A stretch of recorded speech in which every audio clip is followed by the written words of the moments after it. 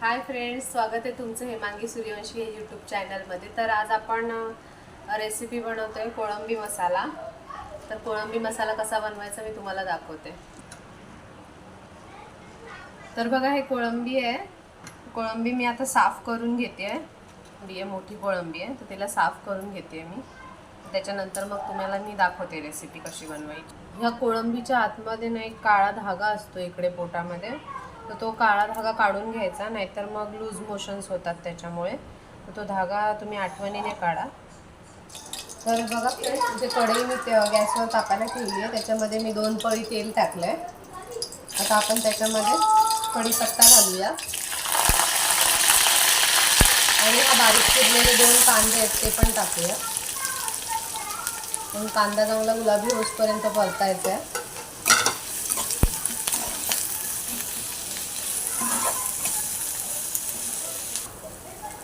तर कांदा आपला चांगला गुलाबी होऊन द्यायचा आहे। गुलाबी झाल्यावरती त्याच्यामध्ये हे अद्रक लसूण आणि कोथिंबीर असं हिरवं वाटण मी करून घेतलं, हे टाकायचं आहे। आणि इकडे मी चिंच पण एका वाटीमध्ये भिजत ठेवली होती, तर ती चिंच पण आपल्याला टाकायची आहे।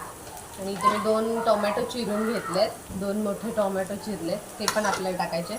आणि बघा फ्रेंड्स, मी कोळंबीला असं हे कोळंबीचं वरचं कवच पण काढलं नाही आहे, कारण ते जर नाही काढलं तर अजून छान टेस्टी लागतं खायला।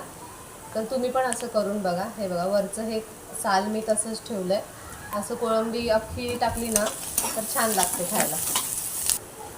तर कांदा आपला चांगला झाला, आपण आता त्याच्यामध्ये टोमॅटो घालूया, हे बारीक चिरून ठेवलेले। टोमॅटो पण चांगले शिजवून घ्यायचे।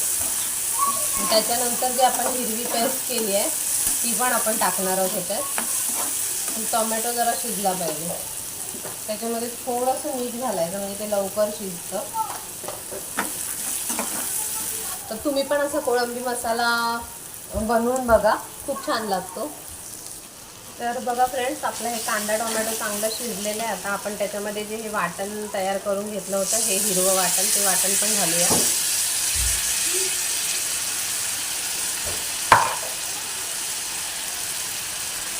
त्यात आपल्याला सुके मसाले घालायचे आहेत। तर पहिले आपण हळद घालूया थोडी। बघा, मी इथे हळद घालते। थोडासा गरम मसाला घालायचा आहे, गरम मसाला। आणि हा आमचा घरगुती मसाला आहे, हा आमचा कोळी पद्धतीचा घरगुती मसाला, म्हणजे आम्ही वर्षाचा मसाला बनवून ठेवतो हा। तर तो मी 2 चमचा घालते। आणि हे चांगलं परतून घ्यायचं आहे। आणि त्याच्यामध्ये ही चिंच पण घालायची आहे। ही चिंच जी आपण मगाशी भिजत ठेवली होती ती चिंच घालायची। आणि हे चिंचेचं जे पाणी आहे ते पण त्याच्यात टाकून द्यायचं, म्हणजे मसाला चांगला परतून घ्यायचा आहे। आता याच्यात आपण चवीनुसार मीठ घालायचं आहे।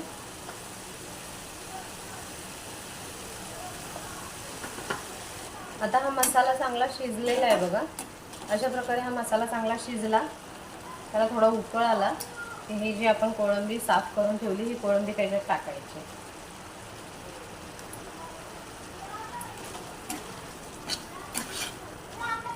आणि याला 10 मिनिटं वाफेवर शिजवून घ्यायचं आहे। आणि इकडे बघा, मी वरण बनवलंय आणि इकडे भात बनवलाय। वरण भात आणि कोळंबी मसाला। कोळंबी मसाला तयार होईपर्यंत आपल्या इकडे बेसिंगमध्ये भांडे जमा झालेत, तर ते भांडे आपण घासून टाकूया पटापट। म्हणजे कसे थोडे थोडे भांडे घासून घेतले ना आपण, मग भांड्यांचा ढिगारा होतो सगळ्यापर्यंत।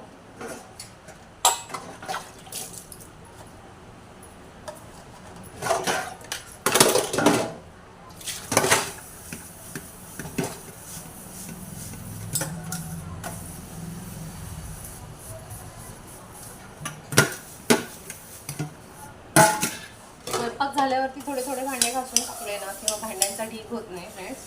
तसे सकाळी आपल्याला तेवढे भांडे घासावे लागतात। आपल्याकडे एक वेळ कमी असतो, सकाळी 6 वाजता मला कामाला जायचं असतं, 2 घरची स्वयंपाकाची कामं असतात।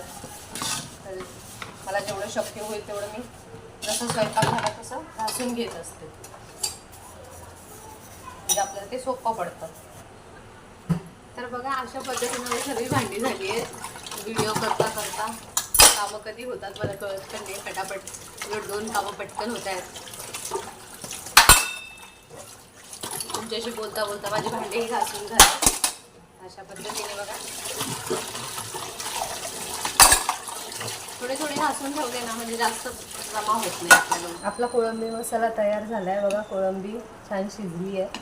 हे बघा मस्त तयार झाली आहे. सगळ्यांनी जेवायला या. कोळंबी आजचा स्वयंपाक तर झालेला आहे. आता भांडे पण घासून झालेत. आता मला फक्त गॅस पुसायचा आहे. तर मी गॅस क्लीन करून घेते आणि किचन ओटा पण साफ करायचा. तर बघा मैत्रिणींनो, कधी पण रात्री आपला स्वयंपाक झाल्यानंतर किचन आणि गॅस हे स्वच्छ करूनच झोपत जा. कारण खरकाटं कधीच गॅसवर ठेवायचं नाही. रात्रीचा किचन ओटा स्वच्छ करूनच ठेवा शक्यतो. आणि आजचा व्हिडिओ तुम्हा सर्वांना कसा वाटला, माझ्या व्हिडिओला लाईक आणि सबस्क्राईब करा.